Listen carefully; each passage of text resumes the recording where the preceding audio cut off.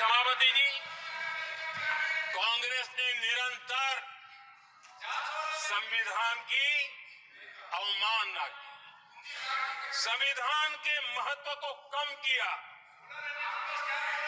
कांग्रेस इसके अनेक उदाहरणों से भरा पड़ा हुआ है। संविधान के साथ धोखेबाजी कैसे करते थे, संवैधानिक संस्थाओं को कैसे नहीं मानते थे, इस देश में बहुत कम लोगों को मालूम होगा।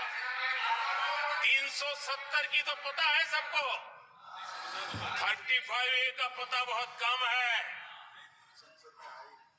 संसद में आए बिना, जबकि संसद में आना पड़ता, संसद को ही अस्वीकार कर दिया गया। भारत के संविधान का अगर कोई पहला पुत्र है तो इस संसद है, उसको भी उन्होंने गला घोटने का काम किया। 35A जो संसद में लाए बिना उन्होंने देश पर थोप दिया, और अगर 35A न होता तो जम्मू कश्मीर में जो हालत पैदा हुई वो हालत पैदा न हुई होती। राष्ट्रपति के आदेश पर यह काम किया गया और देश की संसद को अंधेरे में रखा गया। आदरणीय सभापति,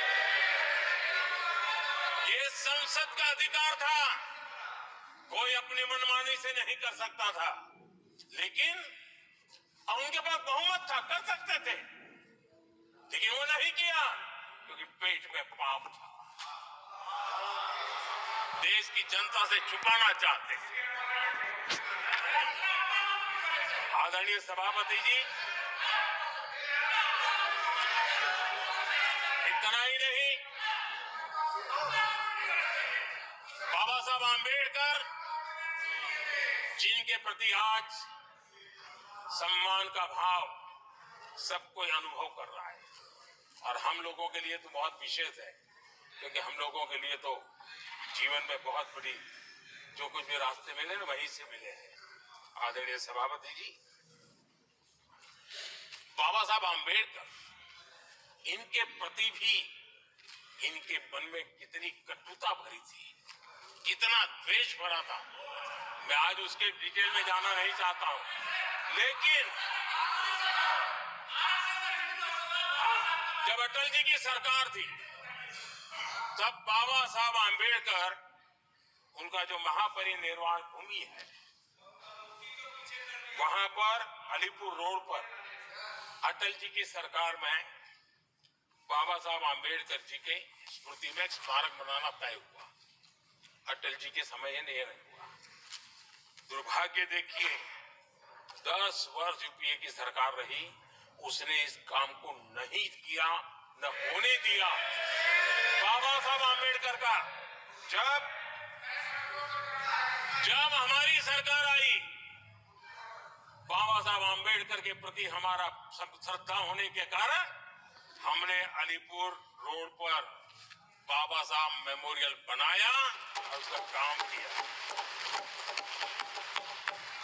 आदरणीय सभापति जी, दिल्ली में जब बाबा साहब आंबेडकर के 1992 में, उस समय चंद्रशेखर जी कुछ समय थे, तब एक निर्णय किया गया था, आंबेडकर इंटरनेशनल सेंटर, यही जनपद के पास,